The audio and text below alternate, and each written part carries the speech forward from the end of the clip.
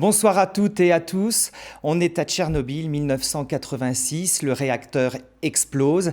Et c'est aussi l'explosion pour un couple en tout cas d'adolescents qui s'aiment très fort et dont le lien est, dès le départ, en tout cas indélébile. Et pourtant, ce réacteur va emmener Léna, la fille, à Paris avec ses parents. Elle emporte comme seul bien ces lettres qu'elle a eues avec son ami d'enfance. Et ce roman est absolument extraordinaire parce qu'on va se retrouver au cœur d'une histoire d'amour séparée par l'exil. Ce garçon est resté, lui, en Ukraine. On est persuadé, Léna est persuadée qu'il est décédé et 20 ans plus tard, elle va refaire le trajet à la quête de son histoire et à la quête de son amour passé. Et je ne vais pas vous dévoiler la suite de cette merveilleuse histoire d'amour, mais on va parcourir des pages fortes qui laissent des traces indélébiles au lecteur, sur l'exil, mais aussi sur le déracinement, sur l'amour, sur l'espoir et surtout sur la folie humaine. C'est un très beau livre que je vous recommande, c'est un de mes coups de cœur. Je vous dis, il y a du niveau ce soir et ça s'appelle « À crier dans les ruines ». Allez, le suivant, c'est aussi une histoire d'une autre folie avec là aussi la quête quelque part d'une personne aimée. Oui, absolument. Est-ce que vous avez déjà lu Nadine, mon fils ? Non, je le confesse. Bon, eh bien, il va falloir régler ça. Absolument, parce que Nadine, mon fils, n'est pas une débutante. Elle a écrit un certain nombre d'ouvrages. Et là, elle revient avec un roman qui s'appelle « Le rêve d'un fou ». Alors, on est au cœur d'une histoire, quasiment un conte.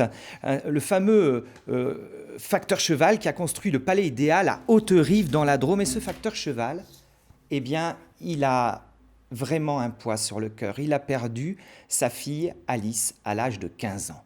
Et il va rencontrer un peintre sur sa route. Ce peintre, lui, a perdu aussi sa fille, mais sa fille qui ne veut plus lui parler. Et ils vont se lier d'amitié, d'une amitié très forte, très intense. C'est extrêmement bien écrit, on rentre complètement dans leur histoire. Et la deuxième fille, celle qui ne parle plus à son père, va commencer à reprendre contact avec le paternel, sauf que le paternel est décédé. Et c'est le facteur qui va récupérer ces lettres, qui va les ouvrir et qui va lui répondre. C'est un livre absolument délicieux, comme tous les livres de Nadine, mon fils. Vous allez retrouver une ode remarquable à la philosophie de la vie, et puis aussi cette empreinte qu'a Nadine, mon fils, dans l'ensemble de ses ouvrages, qui font de chacun d'eux vraiment une étoile qui vous illuminera votre instant de lecture. Allez, on reste dans le domaine des pierres et du sourire des anges. Ah oui, un très beau livre de Valérie Perrin. Un beau pavé quand même, qui vient de sortir en livre de poche. C'est un livre qui m'a fait penser à Odette Tout-le-Monde. Vous vous souvenez de Odette Tout-le-Monde, ce film qui est sorti maintenant il y a quelques années, une jeune femme qui adore un écrivain et qui est toute timide pour le faire dédicacer. Eh bien voilà. C'est de la même façon qu'on va rentrer dans cet ouvrage-là, dans un autre thème, bien entendu, et on est avec Violette Toussaint. Violette Toussaint, elle garde les cimetières, ça ne pouvait pas s'inventer.